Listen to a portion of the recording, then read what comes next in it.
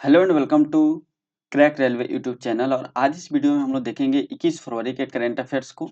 Okay, तो 21 फरवरी के जो महत्वपूर्ण घटनाएं हैं उसको हम लोग देखेंगे, जो आपके आने वाले एग्जाम्स के लिए बहुत ही महत्वपूर्ण है। इस वीडियो को जो वन डे एग्जाम है, जैसे रेलवे एसएससी होते हैं उस टाइप से लेकर इसको डिजाइन किया गया है। बहुत टू द पॉइंट कंटेंट है और यहाँ पे बहुत ही कलरफुल तरीके से माइंड मैप बनाया गया ताकि आपको आसानी से याद हो जाए। सभी बच्चे की समस्या करंट अफेयर्स होती है, क्योंकि करंट अफेयर्स में हमेशा नए चीज अपडेट होते रहते हैं और 1 साल 1.5 साल पुराना आपको याद करना होता है। लेकिन उस समस्या को दूर करने के लिए हमने बनाया है यहाँ पे माइंड मैप का तरीका, जो कि पूरे महीने का करंट अफेयर्स आपको 5 से 10 पेज में ही कंप्लीट हो जाने वाला है। ठीक है, 4 पेज में पूरे महीने का करंट अफेयर्स आ जाएगा। ठीक है, तो चलिए हम यहाँ पे आज डेली पहले कंप्लीट करते हैं, धीरे धीरे वीकली और मंथली आपको देखने को मिलेगा। तो सबसे पहले हम देखते हैं आज के क्वेश्चन नंबर 1। हाल ही में गूगल ने भारत में अपना सबसे बड़ा कार्यालय परिसर अनंत कहाँ खोला है? ठीक है, यानी गूगल ने अपना एक कार्यालय परिसर खोला है जिसका जो अनंत कैंपस है वहां पे। तो ये कहाँ पे स्थित है?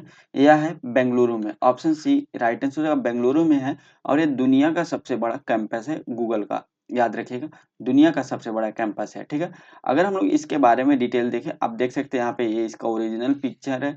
और अब हम लोग यहाँ पर देख सकते हैं, देखिए हमने एक नया पहल शुरू किया। हमने ये पहल शुरू किया कि जैसे मान लेते हैं यहाँ पे हम लोग जो करंट अफेयर्स पढ़ रहे हैं वो बेंगलुरु से रिलेटेड है। तो बेंगलुरु से रिलेटेड जितने भी क्वेश्चंस आए हैं आज तक रेलवे में, उसका हमने प्रीवियस ईयर ऐड करने का कोशिश किया। लेकिन ये बहुत बहुत ज़्यादा टाइम टेकिंग चीज़ है। केवल ये 3 क्वेश्चन ऐड करने में हमको 30 से 35 मिनट लग गए थे रिसर्च करने में कि कहाँ-कहाँ से कैसे क्वेश्चन आए। आप देख सकते हैं यहाँ पे 2020 में, 2021 में और ये 2022 में, तीनों साल में अलग-अलग बेंगलुरु से रिलेटेड जो क्वेश्चन आए हमने ऐड किया है। इसको हम डिस्कस करेंगे। सबसे पहले हम लोग करंट अफेयर्स को डिस्कस कर लेते हैं। ठीक है? अगर हम लोग करंट अफेयर्स की बात करें तो यहाँ पे गूगल का सबसे बड़ा भारतीय कार्यालय बेंगलुरु में स्थापित किया गया, अनंत कैंपस बेंगलुरु में। और यह दुनिया का सबसे बड़ा गूगल कैंपस है। इसमें 5,000 से भी अधिक कर्मचारी काम करेंगे। ठीक है, बेंगलुरु को भारत की सिलिकॉन वैली और प्रमुख टेक्नोलॉजी हब भी कहा जाता है बेंगलुरु को। इससे पहले भारत में एक और ऑफिस चर्चा में रही थी, सूरत में। सूरत में एक दुनिया का भी सबसे बड़ा ऑफिस कॉम्प्लेक्स बनाया गया है। तो दोनों में अंतर क्या है? ये है गूगल का दुनिया का सबसे बड़ा ऑफिस, और ये है ओवरऑल जितने भी कंपनी है सब में सबसे बड़ा दुनिया का ऑफिस ये है सूरत का। ये एक ऑफिस बनाया गया जिसमें अलग-अलग कंपनियां आके अपना ऑफिस स्थापित कर सकती है। ठीक है, अब हम लोग थोड़ा सा करंट अफेयर्स की मामला देखें तो गूगल से संबंधित हम लोग और फैक्ट देख लेते हैं। जैसे गूगल की स्थापना 4 सितंबर 1998 को हुआ था और इसके संस्थापक लैरी पेज और सर्गेई ब्रिन है। ठीक है, याद रखिएगा, इंपॉर्टेंट पॉइंट है। गूगल का अपना खुद का एक एआई चैटबॉट है जिसका नाम है बार्ड। ठीक है, जिसे जेमिनी भी बोला जाता है। सीईओ, अगर आप क्रोम यूज करते हैं लैपटॉप में तो वहाँ पे जेमिनी शो होता है। ठीक है, सीईओ जो है गूगल के वह सुंदर पिचाई हैं। अब देखिए वो है क्या कि गूगल एक कंपनी है, इसका पेरेंट कंपनी है अल्फाबेट।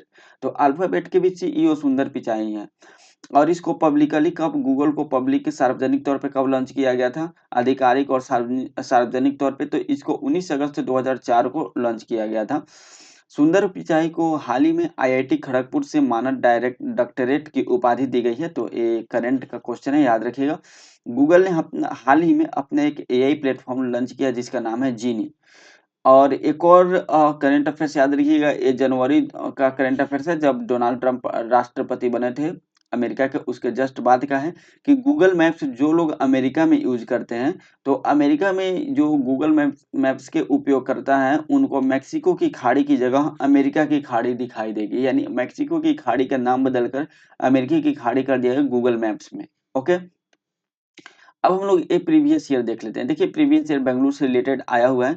क्वेश्चन है कि Antrix corporation limited, Antrix corporation limited Bengaluru एक डैश है, यानी बेंगलुरु में एंट्रिक्स कॉर्पोरेशन लिमिटेड है और वो क्या है? ठीक है, तो वह एक इसरो की मार्केटिंग शाखा है। ऑप्शन सी राइट आंसर हो जाएगा यहाँ पे। ठीक है, नेक्स्ट है भारत इलेक्ट्रॉनिक्स लिमिटेड, जिसको हम लोग बीईएल के नाम से जानते हैं। तो भारत इलेक्ट्रॉनिक्स लिमिटेड का मुख्यालय कहाँ स्थित है? इसका मुख्यालय बेंगलुरु में है।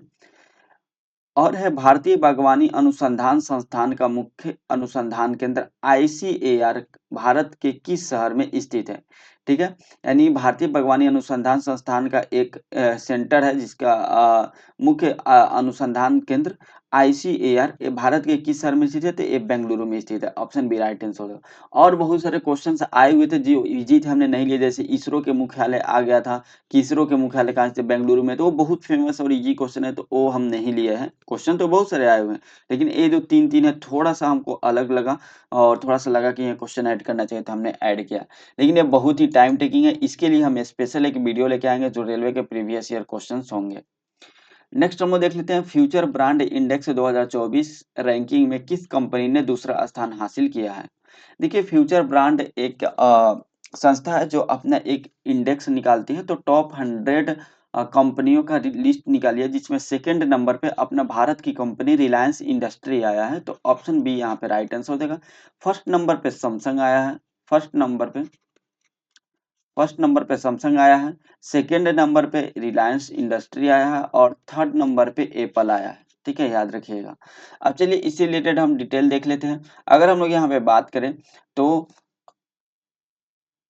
करंट न्यूज की बात करें तो यहाँ पे आप देख सकते हैं हुआ क्या है कि फ्यूचर इंडेक्स 2024 जो रिलीज हुआ है उसमें फर्स्ट सैमसंग है, सेकंड रिलायंस है, थर्ड एप्पल है। पिछले साल यानी जो 2023 वाला रिपोर्ट जो आया था, ठीक है, उसमें रिलायंस का स्थान 13वां था। अब एक का एक दो दूसरे स्थान पर चला गया। बहुत यहाँ पे उछाल देखने को मिला है। अगर हम लोग रिलायंस इंडस्ट्री की बात करें तो रिलायंस इंडस्ट्री की स्थापना जो है वह 8 मई 1973 को हुआ था धीरू भाई अंबानी के द्वारा, और इसका हेडक्वार्टर मुंबई में स्थित है। अब हमने यहाँ पे हाल ही में जितने भी यहाँ पे इंडेक्सेस रिलीज हुए उसका एक टेबल बना के हमने यहाँ पे ऐड कर दिया ताकि आपको आसानी हो याद करने में। एक बार फटाफट देख लेते हैं। नेटवर्क रेडिनेस इंडेक्स 2024 यह पार्टुलन्स एंड इंस्टीट्यूट के द्वारा इसको रिलीज किया जाता है। फर्स्ट रैंक अमेरिका और भारत का स्थान 49 है। जलवायु परिवर्तन प्रदर्शन सूचकांक 2025 में जर्मन वाच के द्वारा हाल ही में 2 दिन पहले रिलीज किया गया है। भारत इसका स्थान शीर्ष तो डोमिनिका है और भारत का स्थान छठा नंबर पे है। Global fire power ranking 2025 release किया गया, जिसमें ग्लोबल फायर पावर के द्वारा रिलीज किया जाता है।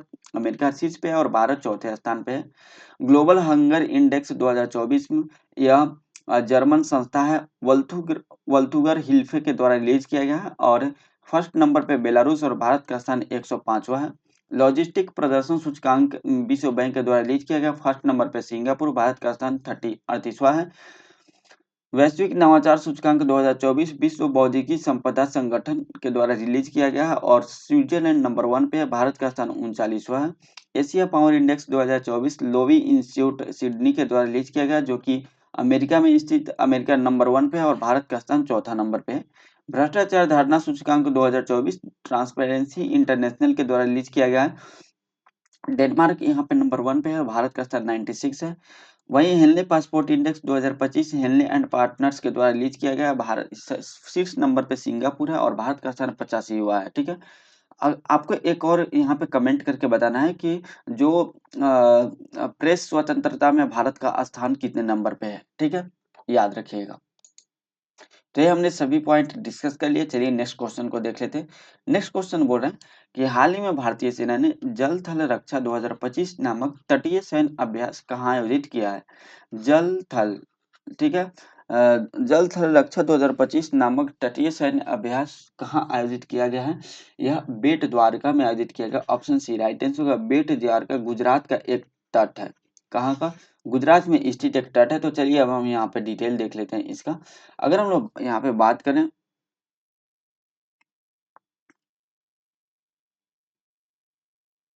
थोड़ा सा, ओके, चलिए अब यह देखिए सैन्य अभ्यास जल थल रक्षा 2025 बेट द्वारका गुजरात में शुरू किया गया।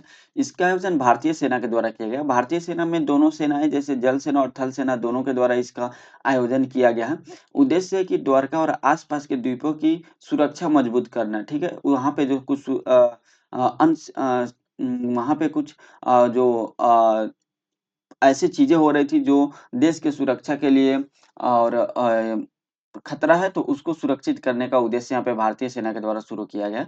अब यहाँ पे थल सेना और नौसेना दोनों इन्वॉल्व है। तो थल सेना के प्रमुख वर्तमान में जनरल उपेंद्र द्विवेदी है और नौसेना के जो प्रमुख है दिनेश के त्रिपाठी है। तो ये दोनों नाम आप याद रखिएगा। चलिए, अब हाल ही में 2025 में जितने भी युद्ध अभ्यास हुए हैं, 2025 में जितने भी युद्ध अभ्यास हुए हैं, हमने सभी को ऐड किया है। आप देखिएगा केवल 2025 का, इसमें एक भी 2024 वाला नहीं है, ठीक है? ये सब जनवरी और फरवरी में हुआ है हाल फिलहाल में, ठीक है? तो जो कोमोडो सैन्य अभ्यास, ये भारतीय नौसेना और इंडोनेशियन नौसेना के बीच हुआ है, कोमोडो सैन्य अभ्यास, याद रखिएगा। धर्म गार्जियन का छठा संस्करण भारत और जापान के बीच हुआ है। विग्ड रेडर जो नौसैनिक अभ्यास है, भारतीय सेना और वायुसेना की पूर्वी थिएटर कमान के बीच इसका आयोजन किया गया। ट्रोपेक्स 25 यह एक अभ्यास है, भारतीय नौसेना के द्वारा इसका आयोजन किया गया है, ठीक है? उसके बाद है डेविल स्ट्राइक जो है भारतीय सशस्त्र बल से संबंधित है। साइक्लोन 2025 यह भारत और मिस्र के बीच इसका आयोजन किया गया। एक्वेरिन भारत और मालदीव के सेना के बीच इसका आयोजन किया जाता है। तो टोटल 2025 में अभी तक यहाँ पे 7 जो है वह युद्ध अभ्यास हो चुके हैं, 7 को हमने यहाँ पे मेंशन कर दिया है। नेक्स्ट क्वेश्चन अगर हम लोग बात करें, नेक्स्ट क्वेश्चन है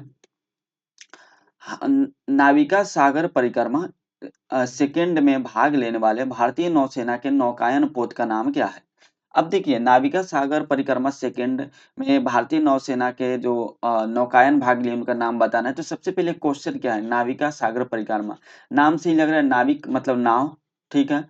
सागर मतलब समुद्र, ठीक है? और परिक्रमा मतलब उसका परिक्रमा करना, यानी सागर का परिक्रमा करना इसका मेन उद्देश्य है। सागर में घूमेगा, अपना परिक्रमा करेगा पूरे समुद्र में यह नाव, और इसमें शामिल होने वाला नाव जो है वह तारिणी है। जो नाविका सागर परिक्रमा जो सेकेंड हुआ था, सॉरी फर्स्ट हुआ था, फर्स्ट 2 अक्टूबर 2024 को हुआ था, उसमें भी यह आईएनएस तारिणी ने ही भाग लिया था, ठीक है? आईएनएस भी तारिणी ने ही भाग लिया था। तो ऑप्शन यहाँ पे ए राइट आंसर हो जाएगा, option A is the correct answer. अब चलिए इसके बारे में हम डिटेल देख लेते हैं, ठीक है? करंट के पोर्शन को जूम कर लेते हैं थोड़ा सा। चलिए, अगर आप देखेंगे तो नाविका सागर परिक्रमा सेकंड इसका जो आयोजन मतलब शुरुआत यहाँ पे नई दिल्ली से किया गया था, ठीक है? अगर हम लोग बात करें नाविका सागर परिक्रमा सेकंड, तो आईएनएसवी तारिणी ने इसमें भाग लिया है। यह पोत का लंबाई जो है वह 56 फीट लंबा है, और इसको मेमर्स एक्वेरियस शिपयार्ड लिमिटेड में इसको बनाया गया है। आईएनएसवी तारिणी 2017 में भारतीय सेना में शामिल हुई थी, ठीक है? और ये जो अभियान है नाविका सागर परिक्रमा सेकंड में, इसमें भाग लेंगे लेफ्टिनेंट कमांडर दिलना के और लेफ्टिनेंट कमांडर रूपा ए, 2 लोग इसमें भाग लेने वाले हैं। अगर हम लोग बात करें नाविका सागर परिक्रमा फर्स्ट की, तो यह 224 दिन, सॉरी 254 दिनों का यह परिक्रमा चला था, ठीक है? और इसमें 21,600 समुद्री मील की यात्रा हुई थी। ओके, इसका जो शुरुआत हुआ था 2 अक्टूबर 2024 को, इसका शुरुआत किया गया था महात्मा गांधी के जयंती पे। नाविका सागर परिक्रमा फर्स्ट और भारतीय नौसेना दिवस 4 दिसंबर को मनाया था, क्योंकि नौसेना दिवस संबंधित है इसलिए हमने ऐड किया, भारतीय नौसेना दिवस 4 दिसंबर को मनाया जाता है। चलिए,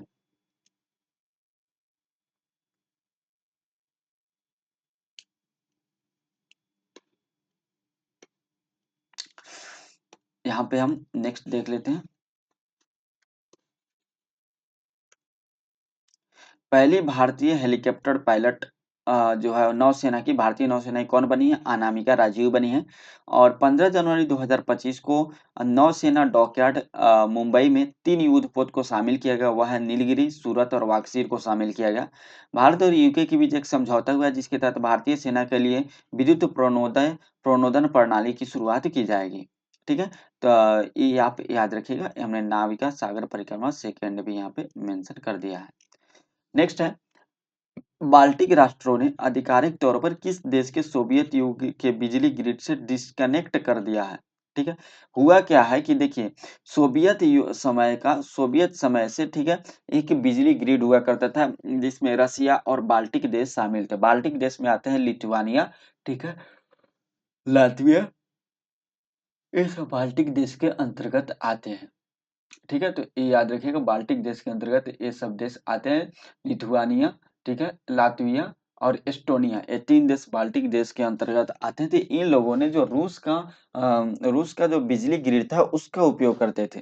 तब ये लोग क्या किए हैं कि रूस से डिस्कनेक्ट हो गए हैं, रूस का बिजली ग्रिड जो है उसको छोड़ के और यूरोपीय संघ का जो बिजली ग्रिड है उसमें ये लोग कनेक्ट हो गए हैं। तो यही यहाँ पे करंट अफेयर है, तो ऑप्शन बी यहाँ पे राइट आंसर हो जाएगा। ठीक है, बाल्टिक देशों ने रूस का यानी सोवियत युग का बिजली ग्रिड को छोड़ चुका है। अब यहाँ पे किसको ज्वाइन हो चुका है, यूरोपीय ग्रिड को। तो आप देख सकते हैं सोवियत युग के बिजली ग्रिड से कनेक्शन इन लोग का खत्म हो चुका है। अब हम लोग थोड़ा सा करंट अफेयर्स को जूम करके आपको चीजें हर चीज डिटेल में बता दें।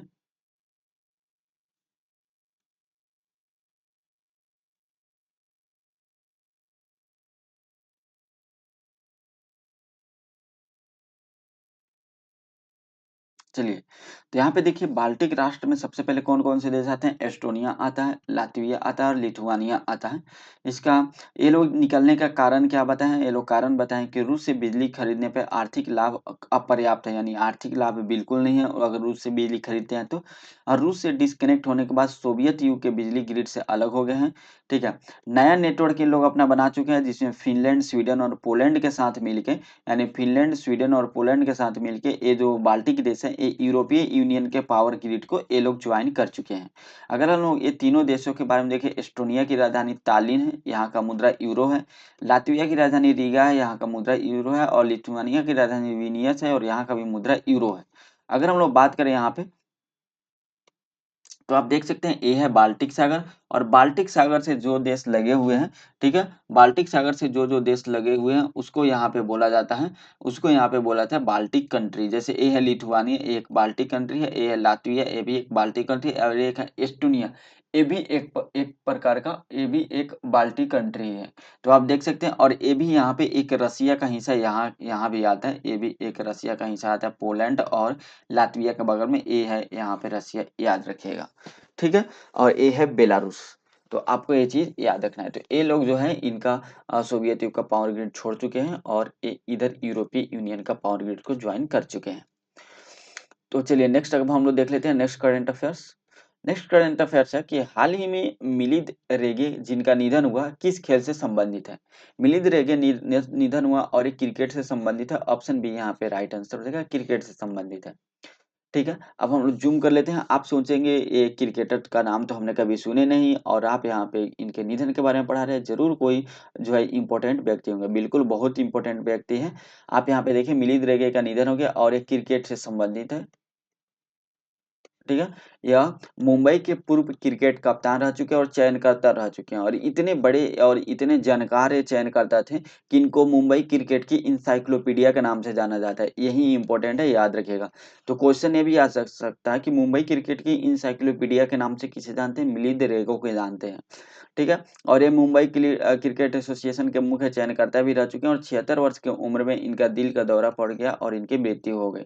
अब हाल ही में कुछ-कुछ इम्पोर्टेंट मृत्यु हम लोग देख लेते हैं, जिनका हाल ही में जो निधन हुआ है 2025 में, जिन लोगों का निधन हुआ है उनके बारे में हम लोग यहाँ हमने यहाँ पे देख लेते हैं। चलिए ठीक है। अगर हम देखें पे यहाँ पे सैम नुजोमा का हाल ही में निधन हो गया और यह नामीबिया के प्रथम राष्ट्रपति थे। एग्रेस केलेटी नाम याद रखिए। एग्रेस केलेटी या दुनिया की सबसे बुजुर्ग ओलंपिक गोल्ड मेडलिस्ट है और इन जो कि हंगरी देश से संबंधित है और इनका हाल ही में निधन हो गया।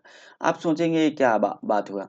हुआ क्या था कि एक महिला थी जो मतलब ओलंपिक में सब कोई गोल्ड जीतते हैं, बहुत सारे खिलाड़ी जीतते हैं, लेकिन उसमें से एग्रेस केलेटी थी जो सबसे उम्रदराज ऐसी महिला थी जो ओलंपिक में गोल्ड मेडल जीती थी। तो उनका हाल ही में निधन हो गया और हंगरी से संबंधित थी, जिनका नाम था एग्रेस केलेटी, ठीक है।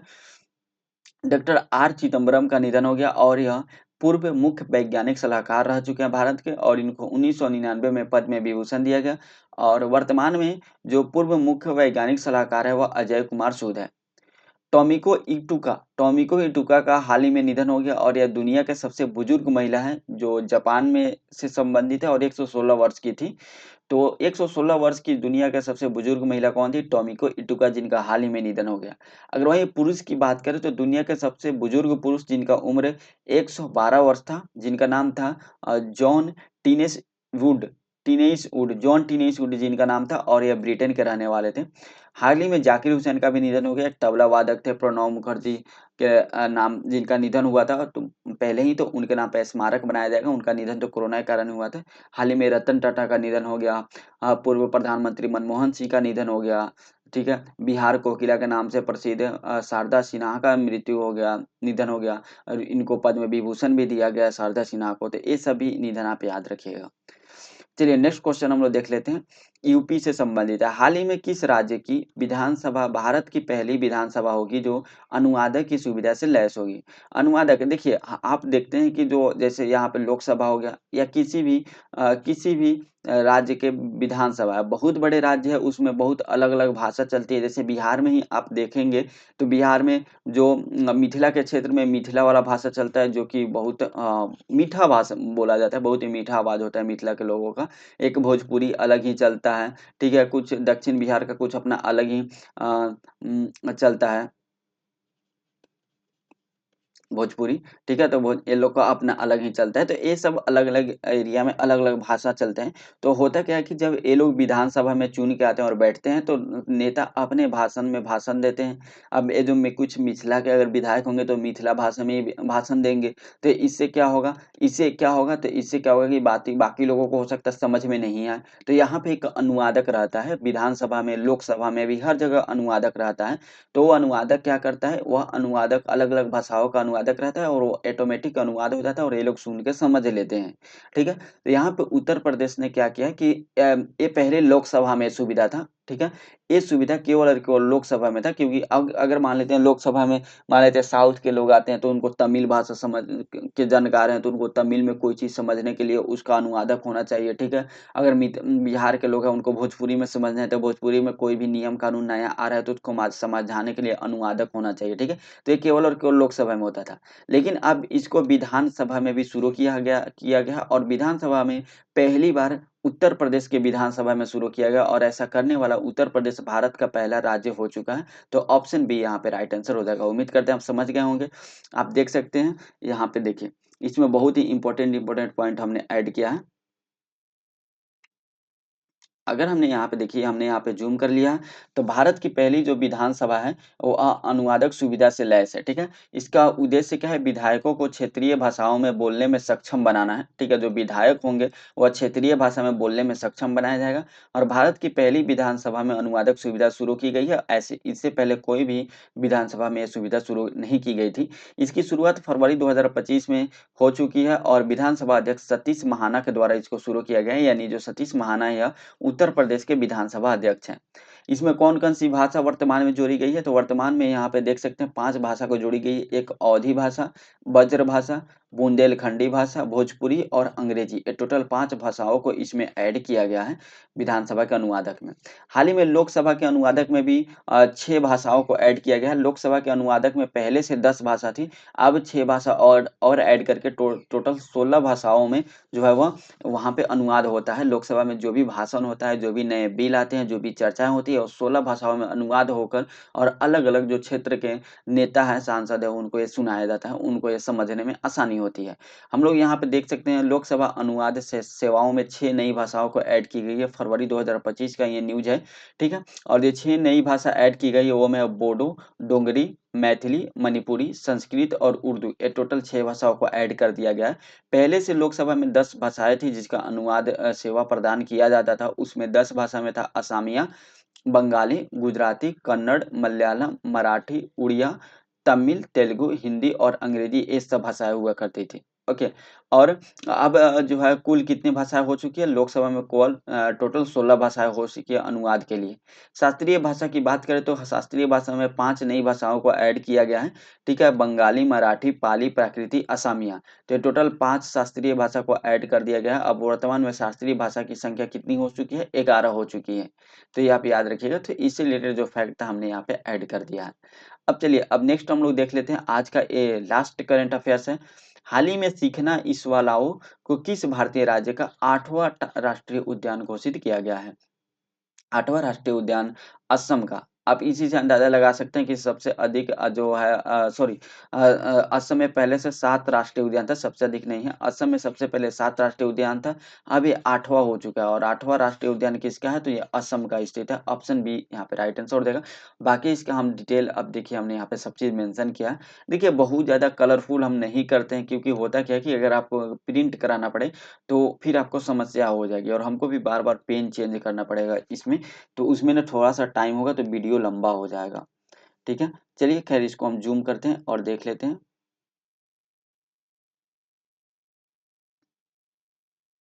चलिए, यहाँ पे अगर हम लोग देखें तो सीखना ये इस वालाओ असम का 8वां राष्ट्रीय उद्यान बना है, ठीक है? स्थिति इसका भारत-भूटान सीमा पे स्थित है यह राष्ट्रीय उद्यान और चिरांग रिज़र्व फॉरेस्ट और मानस रिज़र्व फॉरेस्ट जो कि असम का ही राष्ट्रीय उद्यान है। तो इस दोनों को मिला के एक अलग सीखना इस वालाओ राष्ट्रीय उद्यान का निर्माण किया गया है। तो इससे ये 8वां राष्ट्रीय उद्यान बन गया है। इसमें जो प्रसिद्ध जानवर होते हैं उसमें गोल्डन लंगूर के लिए और बनाया गया है और इसका कुल क्षेत्रफल 316 वर्ग किलोमीटर स्क्वायर है, काफ़ी बड़ा है। अगर हम लोग बात करें तो असम जो है असम की बारे में बात करें तो असम की राजधानी दिसपुर है। हाल ही में असम ने घोषणा किया कि हम अपना एक अलग राजधानी बनाएँगे जो होगा डिब्रूगढ़, ठीक है? अलग राजधानी डिब्रूगढ़ को बनाएगा असम ने घोषणा किया है।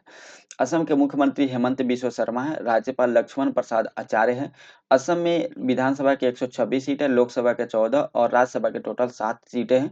प्रमुख जनजाति की बात करें तो मिरी और मिश्मी जनजाति असम ही स्थित है और प्रमुख त्योहार की बात करें तो यहाँ पे बिहू, अम्बेबाची मेला लगता है जो कि कामाख्या माता मंदिर में लगता है। चाय महोत्सव असम में ही मनाया जाता है और खैरे महोत्सव भी असम में ही मनाया जाता है। प्रमुख नदियाँ की बात करें तो ब्रह्मपुत्र नदी, बराक नदी, सुवर्णशिरी और मानस नदी असम में ही स्थित है। और यहाँ के एक प्रमुख नृत्य बिहू नृत्य जो कि फसल कटाई से संबंधित है, असम का ही है। दुनिया का सबसे बड़ा अगर नदी द्वीप की बात करें माजुली जो कि असम में स्थित है और ब्रह्मपुत्र नदी के बीच में स्थित है। ठीक है, याद रखिएगा। अब हम लोग यहाँ पे बात करते हैं असम का जो 8 राष्ट्रीय उद्यान है, अब असम में टोटल 8 राष्ट्रीय उद्यान हो चुके हैं। तो ये सभी 8 राष्ट्रीय उद्यान के बारे में देखें तो काज़ीरंगा राष्ट्रीय उद्यान, मानस राष्ट्रीय उद्यान, नामेरी राष्ट्रीय उद्यान, ओरांग राष्ट्रीय उद्यान, डिब्रू-सैखोवा राष्ट्रीय उद्यान, रायमोना राष्ट्रीय उद्यान, देहिंग पटकाई राष्ट्रीय उद्यान और 8वां नंबर का जो कल ही जोड़ा गया था हाल ही में, सीखना इसवलाओ राष्ट्रीय उद्यान। तो ये टोटल 8 अब राष्ट्रीय उद्यान हो चुके हैं असम का। बाकी आप असम का मैप देख सकते हैं। असम जो है यहाँ पे भूटान के साथ अंतर्राष्ट्रीय सीमा साझा करता है और इधर पश्चिम बंगाल के साथ 2 देशों के साथ अपना अंतर्राष्ट्रीय सीमा साझा करता है, एक भूटान और एक बांग्लादेश के साथ, ठीक है? असम पूर्वोत्तर का एकमात्र ऐसा राज्य है जो असम में 7 जो है वह असम मतलब जो पूर्वोत्तर में 7 सिस्टर्स जो स्टेट है, वो 7 सिस्टर स्टेट में असम एकमात्र ऐसा राज्य है जो बाकी के सभी 6 राज्यों से अपना सीमा साझा करता है। ये भी आप याद रखिएगा। तो असम से रिलेटेड हमने सभी फैक्ट को देख चुके हैं। तो आज के करंट अफ़ेयर्स को हम लोग यहीं पे समाप्त करते हैं। आज जितने भी इम्पोर्टेंट करंट अफ़ेयर्स के क्वेश्चन्स हो सकते थे, हमने यहाँ पे ऐड किए हैं और बहुत ही अलग-अलग तरीके से, बहुत ही एक्स्ट्रा फैक्ट के साथ हमने ऐड किया। उम्मीद करते हैं आपको समझ में आया होगा और चीज़ें अच्छी लगी होगी। आपको लग रहा होगा कि हाँ, यहाँ पे कुछ मेहनत हो रहा है, यहाँ से एक काम का कंटेंट मिल रहा है। तो आप लोग इस चैनल को सब्सक्राइब करके बेल आइकन को दबा दीजिएगा ताकि आने वाले सभी वीडियो को नोटिफ़िकेशन आपको मिलते रहें। मिलते हैं नेक्स्ट वीडियो में। आज की वीडियो में इतना ही, तब तक के लिए जय हिंद, जय भारत।